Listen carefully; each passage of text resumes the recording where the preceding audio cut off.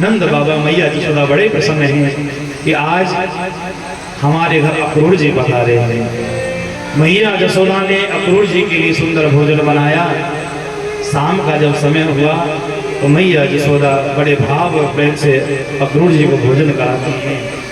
अक्रूर जी ने भोजन करने के पश्चात हाथ धोए, अक्रूर जी आसन पर बैठ गए। मैया यशोदा नंद बाबा और देवकी वसुदेव के विषय में पूछते हैं, अक्रूर देवकी और वसुदेव कैसे हैं? अक्रूर जी ने कहा, भैया भाभी आप विचार करो, जिनके 6 पुत्र मार दिए गए हों उनकी दशा कैसी होगी। सबको यश लेने वाली मैया यशोदा रोने लगी, कहने लगी अक्रूर जी आप सही कह रहे हैं। अगले ही पल मैया यशोदा ने प्रश्न किया, अक्रूर जी आप अपने आने का कारण तो बताइए, आप बुरा मत मानना। मैं इसलिए पूछना चाहती हूँ कि जब से आप आए हैं ना, पता नहीं क्यों मेरा मन बार बार धड़क रहा है, मेरा दिल धड़क रहा है, मेरी धड़कनें बढ़ती जा रही है, कुछ अमंगल होने की आशंका हो रही है, क्योंकि आप अकारण आए हैं, बिना किसी सूचना के आए हैं। आप बताइए ना, आप किस लिए आए हैं? अब गुरु जी ने कहा, भाभी आपका कहना सर्वथा उचित है। मैं यहाँ वृंदावन में एक प्रयोजन से आया हूँ, पर मैं आपको कैसे बताऊं कि मैं किस लिए आया हूँ। यदि मैंने आपको नहीं बताया तो भी वो कार्य सिद्ध नहीं होगा जिस कार्य को सिद्ध करने के लिए मैं वृंदावन आया हूँ। अब गुरु जी आसन से खड़े हो गए और अक्रूर जी ने मैया यशोदा से प्रश्न किया, भाभी आप ये बताओ कि यदि आपको पता चले कि देवकी वसुदेव के दोनों पुत्र जीवित हैं तो आपको कैसा लगेगा? मैया यशोदा कहने लगी, अक्रूर ये तो बड़ी प्रसन्नता की बात है। मैं तो ठाकुर जी का पूजन करूंगी, यज्ञ करूंगी और भगवान से उनकी लंबी आयु की प्रार्थना करूंगी कि दोनों पुत्र जहां भी हों सुरक्षित हों, स्वस्थ रहें। क्या आप जानते हो कि देवकी वसुदेव के दोनों बेटा कहाँ हैं? अब अक्रूर जी ने कहा, भाभी मैं नहीं, आप भी उन्हें जानती हो। बोले मैं? बोले हाँ। बोले आपने उन्हें देखा भी है। मैया यशोदा की उत्सुकता बढ़ने लगी, बेचैनी बढ़ने लगी। मैया यशोदा ने कहा, अक्रूर जी बताओ ना, देवकी वसुदेव के पुत्र कौन है? मैं जानना चाहती हूँ।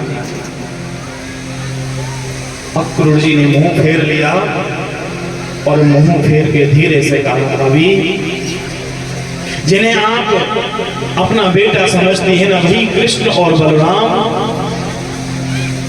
दोनों देवकी और वसुदेव के पुत्र हैं। जब ये बात सुनी तो मैया यशोदा को ऐसा लगा कि जैसे किसी ने उनके ऊपर दुखों का पहाड़ छोड़ दिया हो। मैया यशोदा के लिए, अक्रूर बस अब इससे अधिक एक शब्द मत बोलना, नहीं तो मैं सारी मर्यादाएं भूल जाऊंगी कि तुम मेरे देवर हो। अक्रूर क्या तुम पागल हो गए हो? और तुम ये जानते भी हो कि तुम क्या कह रहे हो? जिन्हें मैंने वर्षों से जानती हूँ, जिन्हें बचपन से मैंने दूध पिलाया है, जिससे मैंने पालने में झुलाया है, तुम उसी के लिए कह रहे हो कि वो देवकी वसुदेव का लाला है? अरे अक्रूर वो तो मेरा अपना लाला है। लेकिन अक्रूर जी अपनी जिद पर अड़े गए। अक्रूर जी कहने लगे, भाभी आपने जो सुना है और मैंने जो कहा है वही सत्य है। ये दोनों कृष्ण और बलराम देवकी और वसुदेव के पुत्र हैं, दोनों देवकी वसुदेव के बेटा हैं। मैया यशोदा की आंखें भर आई, रोने लगी। मैया दौड़ी दौड़ी नंद बाबा के पास भी गई, नंद बाबा से कहने लगी, आप बताओ ना, आप कहो ना कि अक्रूर जो भी कह रहे हैं वो सब बिल्कुल झूठ है, मिथ्या है। लेकिन नंद बाबा भी रोए जा रहे हैं। नंद बाबा कुछ नहीं बोले। मैया यशोदा रोती रोती मूर्छित हो गई, भूमि में गिर पड़ी। नंद बाबा दौड़े दौड़े गए, जल लेके के आई, मैया यशोदा के मुख पर जल छिड़का। मैया यशोदा को होश आया। तो आज मैया यशोदा नंद बाबा की ओर पागलों की तरह देखी जा रही है। मैया यशोदा धीरे धीरे खंबे का सहारा लेकर खड़ी हुई, कन्हैया के पलंग के पास में आई। आज कन्हैया भी पलंग पर लेटे हैं पर उन्हें नींद नहीं आ रही है। और जैसी मैया यशोदा की आहट सुनी है तो कन्हैया ने तुरंत आंखें बंद कर ली, सोने का नाटक करने लगे। मैया यशोदा ने लाला के सिर पर हाथ फैलाया और मैया यशोदा लाला की सामने सूरतिया को देखकर रोने लगी। मन में विचार करने लगी कि मैं अपने लाला की यादों को कैसे भुला पाऊंगी। एक पल भी यदि मेरी नेत्रों से ओझल हो जाता है तो मैं तड़प उठती हूँ।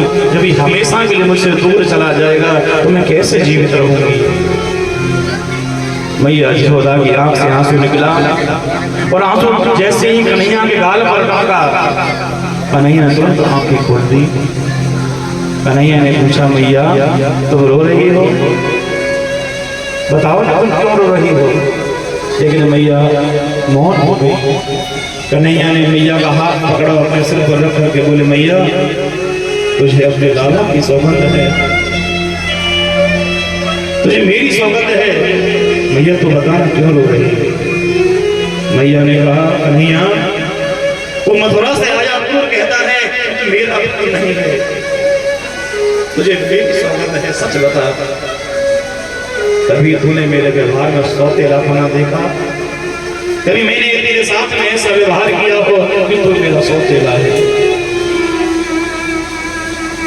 कन्हैया रोने लगे, कहने लगे, मैया तुम कैसी बातें कर रहे हो। अरे मैं तो तुम्हारा अपना हूँ, मैं तेरा लाला हूँ, मैं बाबा का लाला हूँ। और मैया की स्थिति ऐसी हो गई है पागलों के जैसी। अगले ही पल मैया कन्हैया को धक्का मारने, बस बस बस तेरी ये चिकनी चुपड़ी बातें मुझे अच्छी नहीं लगती, क्योंकि मैं जानता हूँ तू सुबह छोड़कर मुझे चला जाएगा। या पूर्ण तुम दोनों को कृष्ण बलराम को लेने के लिए आया है। कन्हैया एक बात बता बेटा, तू मुझे भूलेगा तो नहीं, तू मुझे याद तो करेगा। अरे और नहीं तो इस बात में तो याद जरूर करेगा कि मेरी मैया यशोदा ने मुझे छड़ी से पीटा था। छड़ी वाली बात को तो अवश्य याद रखेगा ना। अरे मेरा लाड़ भरी भूल जाना, मेरा दुलार भूल जाना, पर मेरा कोप को याद रखेगा। कन्हैया रोने लगे, मैया यशोदा भी लिपट गई और रोते रोते रात गुजरने लगी। मैया यशोदा कहने लगी, लाला मेरा क्या है, मैं तो सो या ना सो मेरी स्थिति तो एक जैसी रहने वाली है। पर तुम्हें सुबह यात्रा करनी है और तुम्हें सवेरे मथुरा जाना है, इसलिए तुम सो जाओ, तुम आराम करो। कन्हैया कहने लगे, मैया मुझे नींद नहीं आ रही है, और मुझे नींद इसलिए नहीं आ रही है क्योंकि तुम जानती हो तुम्हारी लोरी सुने बिना मैं आज तक कभी सोया नहीं। भैया तुम मुझे अपनी लोरी सुनाओ तभी मुझे नींद आएगी। मैया यशोदा कहने लगी, लाला आज मुझे एक भी लोरी याद नहीं है, तो बिना लोरी के ही सो जा। कन्हैया कहने लगे, मैया यदि तू मुझे लोरी नहीं सुनाएगी तो मुझे नींद नहीं आएगी। आज मैया लाला को अपनी गोद में लिटा लेते हैं और मैया यशोदा रोते रोते कन्हैया को लोरी सुनाने लगी कि छगन मगन मेरे लाल को आजा रिनिधिया आजा है, आजा रिनिधिया आजा आजा आजा छगन मगन मेरे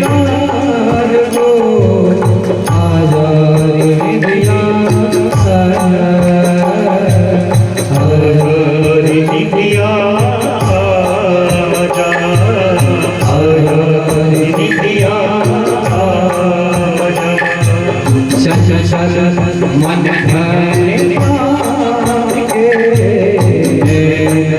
नीचे तमाजा नीचे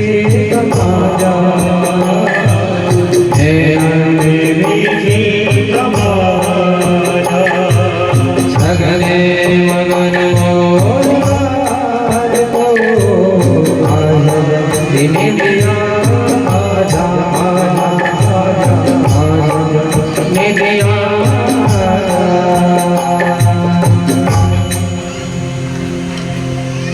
जैसे सवेरा हुआ मैया ने कन्हैया को जगाया, कन्हैया को स्नान कराया, स्नान करा के टीका लगाया, बाल संवारे।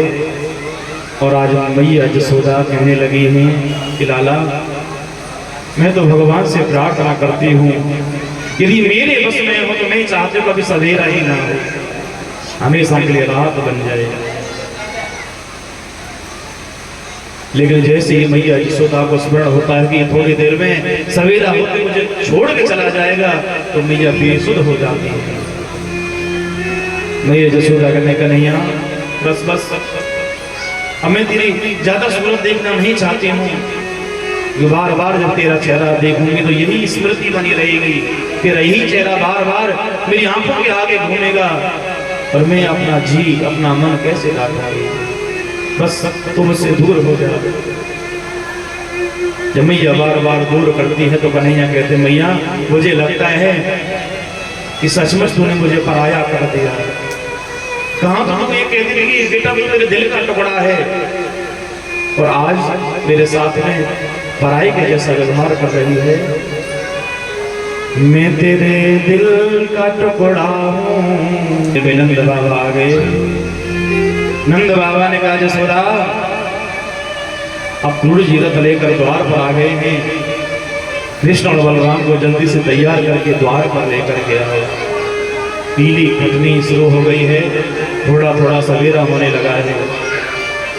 ऋषि द्वारा नंद बाबा आ गए, कहने लगे यशोदा मैं बार बार कहता हूँ लेकिन फिर भी तुम विलंब किए जा रहे हो, दोनों लालाओं को लेकर द्वार पर आओ। जैसे ही नंद बाबा संदेश लेकर बाहर निकले, मैया यशोदा की आंखों से आंसुओं की झड़ी लग गई और जैसे कन्हैया मैया के चरण छूने आते हैं मैया दूर कर देती, बस दौड़ दौड़ दौड़ दौड़। लाला तेरे जीवन में मैंने तुमसे सच्चा प्रेम किया है और तुझे भी ऐसा लगता है कि हाँ मेरा प्रेम विशुद्ध है, तो एक वचन आज देकर के जा कि तू मुझे भूलेगा तो नहीं। कन्हैया कहने लगे मैया मैं तुम्हें आज वचन देता हूँ, संसार चाहे कुछ भी कहे लेकिन हर माँ जब भी अपने बेटे को लाड़ लड़ाएगी लाड़ में यही कहेगी यशोदा का लाला है, नंद का लाला है, कोई भी ये नहीं कहेगी कि देवकी का लाल है। ये मैं तुझे वचन देता हूँ। और जैसे कन्हैया द्वार की ओर जाने लगे, मैया यशोदा को लगा कि जैसे उनके देह से शरीर से प्राण निकल के जा रहे हैं। मैया यशोदा दौड़ने लगी, आवाज देने लगी ओ कन्हैया लाला तू मुझे छोड़ करके मत जा बेटा, मैं तेरे बिना जीवित नहीं रहूंगी, तड़प तड़प के मर जाऊंगी बेटा, तू मुझे छोड़ करके मत जा मत जा। कन्हैया जब फिर भी नहीं मुड़ते हैं, मैया यशोदा ने दौड़ लगाई और आकर मैया यशोदा कन्हैया के चरण पकड़ने लगती है, पांव पकड़ने लगती है। हे कन्हैया हे कनुआ बेटा मैं तेरे दोनों चरण पकड़ती हूँ पर तू मुझे छोड़ करके मत जा, तू मुझे छोड़ के मत जा। कन्हैया कहते भैया यशोदा अरे तुम कैसी उल्टी गंगा बहा रही हो, अरे मुझे तुम्हारे चरण छूने चाहिए, तुम मेरे चरण क्यों पकड़ रही हो। मैया यशोदा बोली बेटा मैंने सुना है तू ब्रह्म है, यदि तू ब्रह्म है तो आज बस एक कृपा कर दे, मुझे छोड़ करके मत जा मत जा मत जा।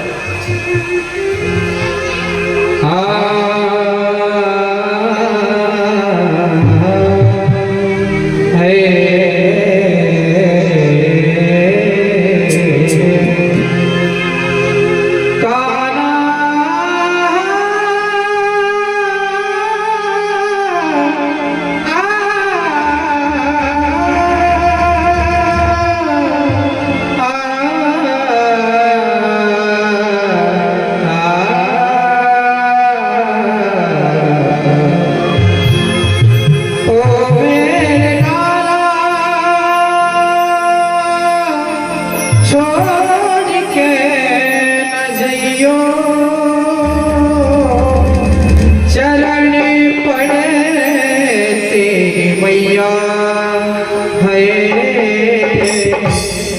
मत जइयो लाले कन्हैया ओए लाला मत जइयो लाले कन्हैया ओए लाला मत जइयो लाले कन्हैया ओए लाला मत जइयो लाले कन्हैया।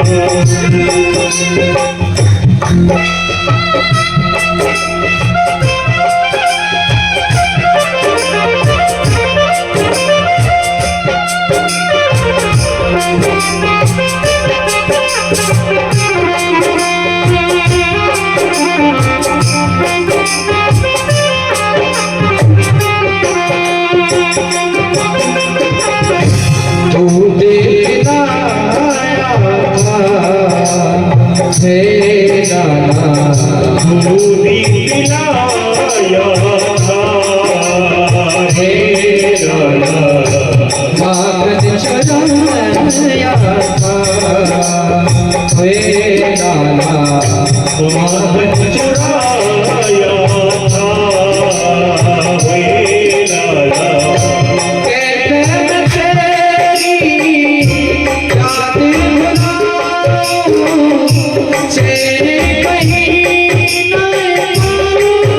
पाऊं लाला रोना मैं मर जाऊं कहते मैं तेरी याद भुलाऊं कहते मैं तेरी याद भुलाऊं आओ यारे दो भैया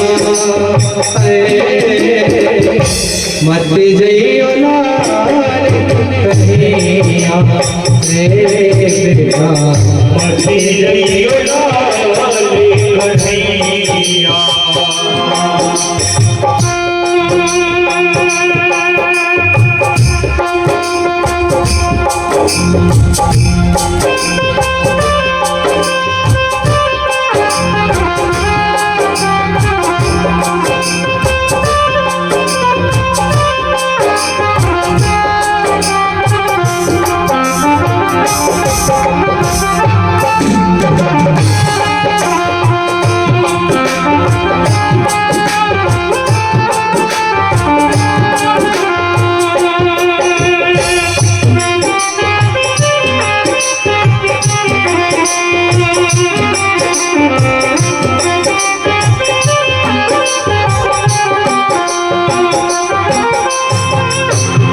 लाला चुराते थे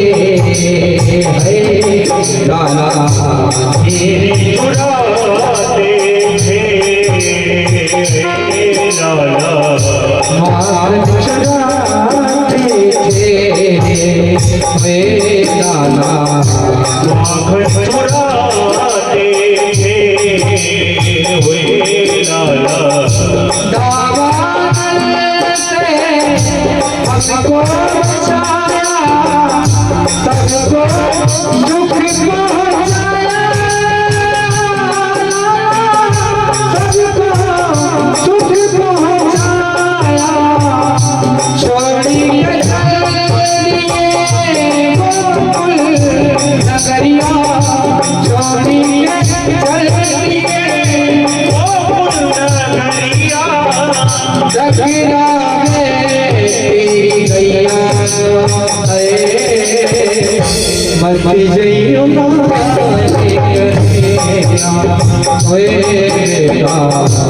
जइयो लाले कन्हैया। कौन तेरी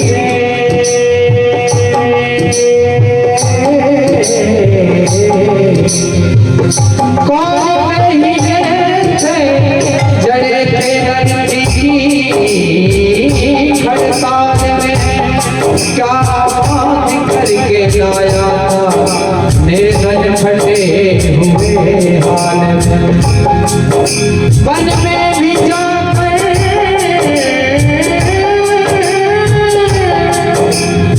वन में भी जाकर के खाया था द्रौपदी के हाल में क्या गए वो नंद के जंजाल में हाय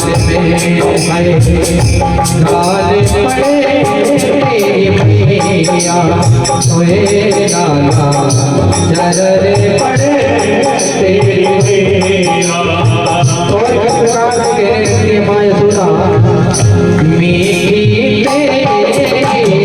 मैया होए लाला मीठी तेरी बतिया हुए लाला कर देगी मेरी अखियाँ है लाला करिशेगी मेरी अखियाँ रे लाला कोमल छाती बीते दिलासा तड़पे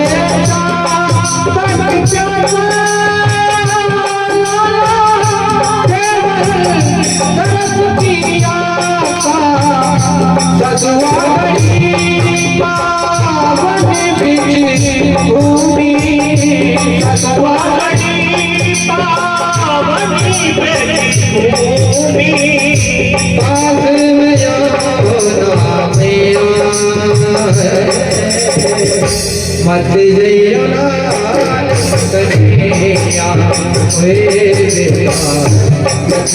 बेटा मत जइयो ना कन्हैया मेरे दिल पर लगा कर दे मेरे दिल पर लगा करके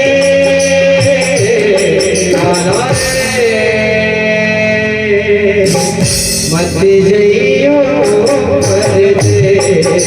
परदेस नाना रे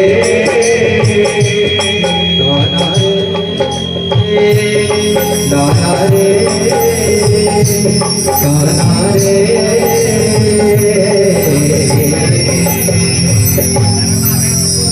बोले गोविंद भगवान की और कन्हैया जैसे रथ में आरूढ़ होने के लिए तैयार हुए। गोपियों को जब पता चला है कि आज हमारे प्राण धन श्याम सुंदर हमें छोड़ करके जा रहे हैं, तो एक बार तो गोपियां मन में सोचने लगी, लज्जा करने लगी कि हम किस प्रकार उन्हें रोके।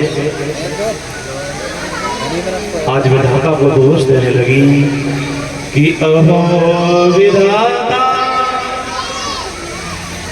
तब न उचित दया संयोज मेरा प्रणयेन देहिना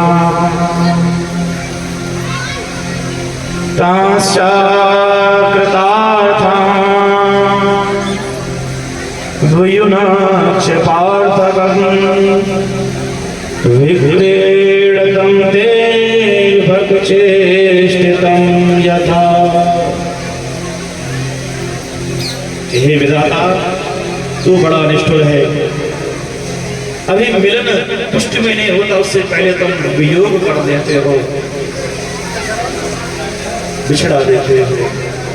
आज गोपियों ने मन में विचार के जब हमारे प्राण धन में छोड़ करके चले जाएंगे तो इस लज्जा का करेंगे क्या।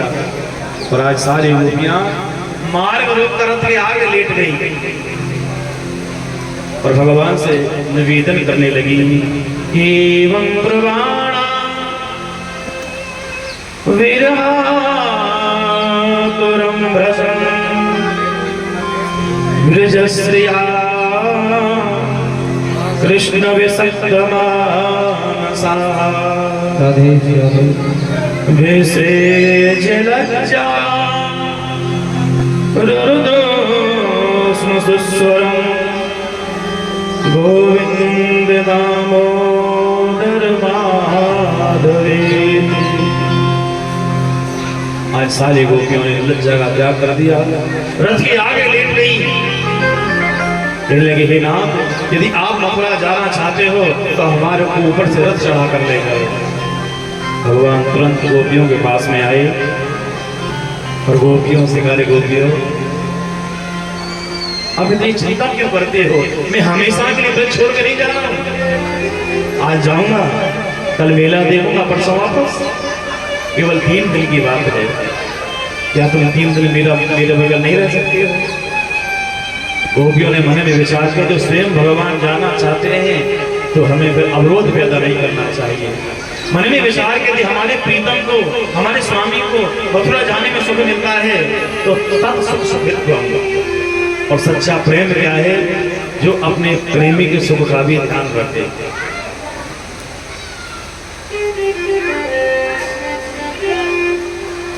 पूज्य पिताश्री हमारे बड़े भैया समस्त हमारे परिकर का स्वागत करते गए, अभिनंदन करते गए। भागवत भगवान सर्वेश्वर भगवान से प्रार्थना है कि आप सभी को दीर्घायु करें, आप सभी स्वस्थ और सुखी रहें और दिन रात प्रगति के मार्ग पर चलें, धर्म के मार्ग पर चलें और ठाकुर जी आप सबको सद्बुद्धि प्रदान करें और सदैव आपका मंगल करें। बोलिए भागवत भगवान की। आज गोपियां मार्ग छोड़कर खड़ी हो गई। कृष्ण बलराम जैसे रथ में आरूढ़ हुए, अक्रूर जी ने रथ को तेज गति से दौड़ाना प्रारंभ कर दिया है। एक गोपी ने विचार किया, रे किशोरी श्री राधा रानी को तो पता भी नहीं है, जरा उन्हें भी तो समाचार दो कि हमारे प्राणधन ब्रज छोड़ करके जा रहे हैं। एक गोपी दौड़ी दौड़ी गई, किशोरी श्री राधा रानी को संदेश दिया, अरे राधे तुम यहाँ विश्राम कर रही हो और उधर रास विहारी राशेश्वर हमें छोड़कर मथुरा जा रहे हैं। इस ज्योति जी ने आज रंगे चरण दौड़ लगाई। एक पहाड़ी पर चढ़कर जब दूर से रथ को देखा है तो आज वहीं से पुकारने लगी कि हे माधव, हे गोविंद, हे बिहारी, आप हमें छोड़ करके मत जाओ, मत जाओ, मत जाओ। लेकिन भगवान ने पलट करके भी नहीं देखा। किशोरी श्री राधा रानी कहने लगी, हे नाथ, यदि मुझे ऐसा मौका होता तो प्रीत करने का ये फल मिलता है तो मैं कभी आपसे प्रेम ना करती। कि जो मैं साजान की प्रीत किए दुख हो, नगर ढिढोरा पीटती प्रेम न करियो, प्रेम न करियो।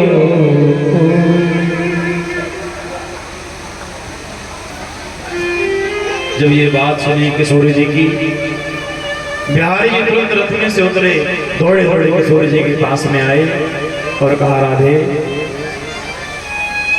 आज तक मैं लीला पुरुषोत्तम था, परंतु आज मैं ब्रज छोड़ के जा रहा हूं और आज से मैं मर्यादा पुरुषोत्तम कहलाऊंगा। और मैं जो लीला करने के लिए आया हूं, वास्तव में मेरी वास्तविक लीला तो आपसे प्रारंभ होने वाली है। और राधे, बिना तुम्हारी कृपा के तो मैं कोई लीला नहीं कर पाऊंगा। आप मेरी अहिलादरी शक्ति हो। आज स्वयं रास बिहारी भगवान किशोरी श्री राधा रानी के चरण छूकर आशीर्वाद लेते हैं, कहते हैं, राधे तुम्हारी कृपा के बिना, तुम्हारे छत्र छाया के बिना तो मेरी सारी लीलाएं अधूरी है। किशोरी जी रोने लगी, हे नाथ, मैं तुम्हारे बिना कैसे जीवित रहूंगी, तुम्हारे बिना मैं तड़प तड़प कर प्राण त्याग दूंगी। किशोरी जी रोने लगती है। आज बिहारी जी कहते हैं, राधे मैं आपसे एक वचन मांगता हूं, क्या मुझे दोगी? किशोरी श्री राधा रानी ने बिहारी जी के हाथ के ऊपर अपना हाथ रख दिया, कहने लगी, प्राणों से अधिक तो कुछ नहीं मांगोगे, यदि आप मुझसे मेरे प्राण भी मांगोगे तो भी मैं सहर्ष देने के लिए तैयार हूं, आपको जो मांगना है मांग लो। बिहारी जी ने कहा, राधे आप मेरे जाने के बाद मेरे विरह में रोओगे, आंसू ही बहाओगे।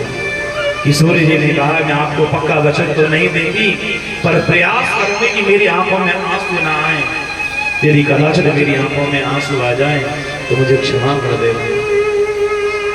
और आज बिहारी जी किशोरी जी को प्रणाम करके जिस रथ की ओर मुड़े हैं तो टकटकी लगाकर आंखों में आंसू हैं, ये सूर्य जी रथ को देके जा रही है और मन में ये सोच रही कि पता नहीं ये सांवली सलोनी सूरत अब कब इन आंखों के सामने आएगी। भाव भर आए किशोरी की आंखों में और जब तक उस रथ को देखती रही, जब तक उस रथ की उड़ने वाली धूल भी उन्हें दिखाई देती रही।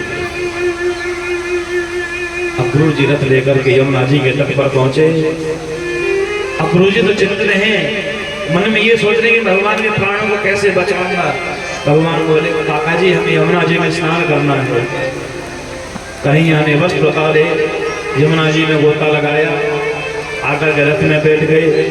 तो अक्रूर जी भी स्नान करने के लिए गए। अक्रूर जी ने जैसे ही गोता लगाया तो भगवान ने अपना सुंदर स्वरूप चतुर्भुज रूप अक्रूर जी को दिखाया। अक्रूर जी तुरंत यमुना जी से बाहर आए तो बाहर देखते तो बिहारी तो रथ में बैठे। दोबारा गोता लगाया लेकिन फिर जल में यमुना जी में बिहारी जी दिखने लगे। फिर से बाहर आकर के देखा तो भगवान रथ में बैठे। और तीसरी बार जब गोता लगाया तो भगवान ने शेष नाग जी के ऊपर बैठकर दर्शन दिया चतुर्भुज रूप में। और शेष जी ने अपना दर्शन दिया कि मैं बलराम और मैं शेष ही बलराम बनकर के आया हूँ, इसलिए आप हमारे प्राणों की चिंता ना करें। अक्रूर जी ने भगवान की दिव्य स्तुति की, जल में से बाहर आए, भगवान को प्रणाम किया, कहा प्रभु अब मुझे आपके प्राणों की तनिक भी चिंता नहीं है।